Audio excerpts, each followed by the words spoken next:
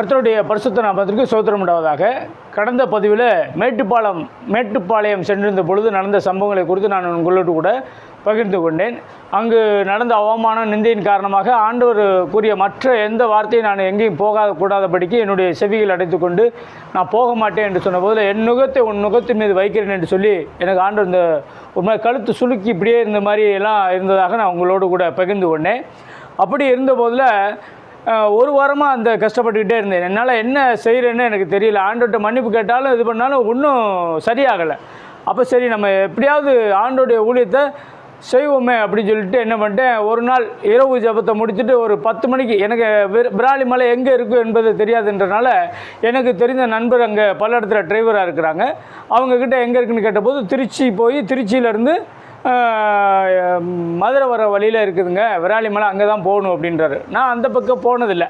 இருந்தாலும் சரி நம்ம நைட்டு கிளம்பிடுவோம், ஏன்னா இப்படியே போயிட்டு பகலில் இப்படியே போக முடியாதுன்னு சொல்லிட்டு என்ன பண்ணிட்டேன், இரவு ஜபம் பண்ணிவிட்டு கரெக்டாக ஒரு 10-11 மணிக்கு நாங்கள் அங்கேருந்து பஸ் ஏறுற மாதிரி பிளான் பண்ணி 2 பேரும் கிளம்பிட்டோம்.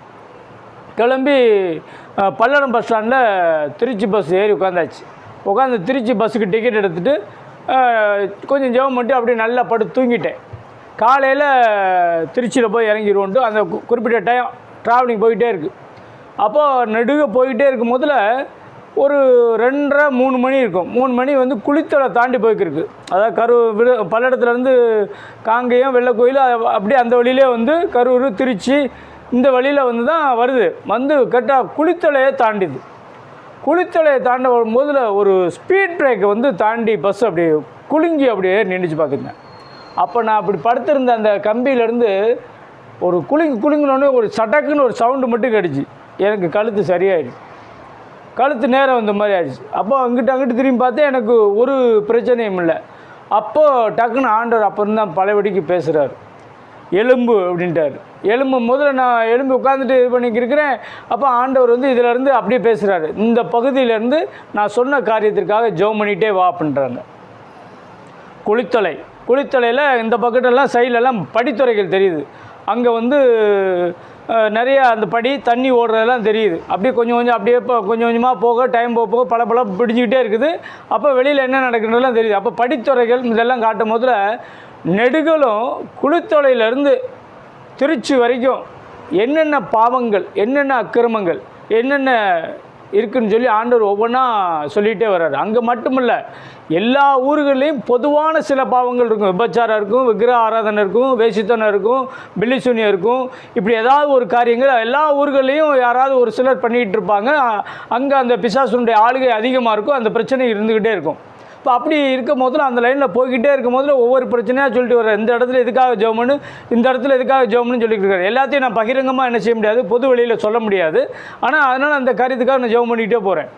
கரெக்டாக அதே மாதிரி திருச்சியில் இறங்கி திருச்சி அவுட்டில் போய் அந்த பஸ் ஸ்டாண்டுக்கு உள்ளே போகும்போதில் கொஞ்சம் டிராஃபிக்காக இருக்கும் போதில் அங்கே 1வது தெரு 2வது தெரு 3வது தெருன்றதில் அதில் 10 to 14வது அந்த தெருவுக்கு ஊடால அந்த பஸ்ஸு நின்று உள்ளே போகிறக்கு போதில் அப்போ தான் எனக்கு என்ன தெரிஞ்சதுன்னா, சைடில் ஒரு கோயில் இருக்குது. அது வானராக்கினி மாதா கோயில்னு இருக்குது. வானராக்கினி மாதா கோயில் இருக்குது. வானராக்கினா யார்? பைபிளில் வந்து அது ஒரு விதமான ஒரு பிசாசுன்னு சொல்கிறோம். ஆனால் வானராக்கினி மாதா கோயில் இருக்குது. இன்றைக்கி சுவாமி அப்படின்னு சொன்னாலே நீங்கள் அந்நிய தேவனை பற்றி நீங்கள் சொல்கிறீங்க, உங்களுக்கு பரலோகம் கிடையாதுன்னு ஒரு சிலர் வந்து யூடியூப்லேயே மற்ற இடங்களில் அந்நிய தேவனுடைய நாமம் ஒன்றும் உங்களுடைய வார்த்தை பிறப்படக்கூடாது அப்படின்றாங்க. ஆனால் இருக்கிற தெருவை சொன்னால் நான் மாரிமங்கல் தெருவில் இருக்கிறேன், அண்ணா சிலைக்கிட்ட இருக்கிறேன், வீரபத்திரன் தெருவில் இருக்கிறேன்னு சொல்லி தாராளமாக அதெல்லாம் சொல்லுவாங்க, வேறு வழி இல்லாமல். இப்போ நாங்கள் இருக்கிற அட்ரஸ் கேட்டால் கணேசா மொசைக் காம்பவுண்டு கணபதி நகரில் அதெல்லாம் சொல்லுவோம். ஆனால் சுவாமின்னு சொல்லிட்டாலே என்னவா, அந்நிய கடவுளை வணங்குறீங்க, உங்களுக்கு பரலோகம்லாம் பிரசங்கம் பண்ணியிருக்காங்க. புரியாத நபர்கள் இப்படியெல்லாம் பேசிக்கிறாங்க. பைபிளில் தாகோனி நாவின் இருக்குது, பாகாளி நாவின் இருக்குது, எத்தனை அந்நிய தேவருடைய வார்த்தைகள்லாம் பைபிளில் அனுமதித்து அதெல்லாம் ஒன்றும் இல்லாமல் ஆக்கும்படிக்கு ஆண்டவரை சொல்லியிருக்கிறாரே. அப்புறம் அதை என்ன? அப்போ அப்படி இருக்கும் போதில் அங்கே தான் பார்த்தேன் வானராக்கினி மாதா அப்படின்னு போட்டுருந்துச்சு. அதனுடைய விளக்கம் கூட நான் இன்னும் போக சொல்கிறேன். இப்போ அதுக்காகவும் சில காரியங்களை ப்ரேயர் பண்ண சொன்னார். அதுக்கப்புறம் நான் இறங்கி விராலிமலைக்கு போகிறதுக்கு பழையபடிக்கு ஏறுறோம். அந்த விராலிமலை பசி ஏறிக்கு இருக்கும் போதில் வானத்துக்கும் பூமிக்கும் ஒரு பிசாசினுடைய வல்லமை நிற்குது. கண்ணங்கரே நின்றுட்டு நீ இங்கே வந்து என்ன செய்யக்கூடாது, வரக்கூடாது, நீ எல்கையை மிதிக்கக்கூடாது, உள்ளே வரக்கூடாதுன்னு சொல்லி போராடி நிற்குது.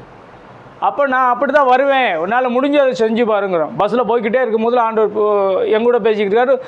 ஆண்டவர் ஒரு பக்கம் பேசிக்கிட்டு இருக்காரு, பிசாசு ஒரு பக்கம் பேசுது. உள்ளே வராத, உள்ளே வராதங்க.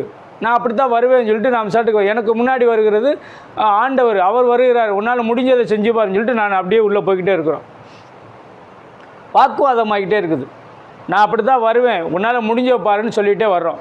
அப்போ ஏற்கனவே ஒருத்தன் இங்கே இருக்கிறான், என்னை டெய்லி தொந்தரவு பண்ணிகிட்டே இருக்கிறான், அவனையே என்னால் சமாளிக்க முடியல, நீ வேறு வர்ற அப்படின்னு சொல்லி அது பேசுது.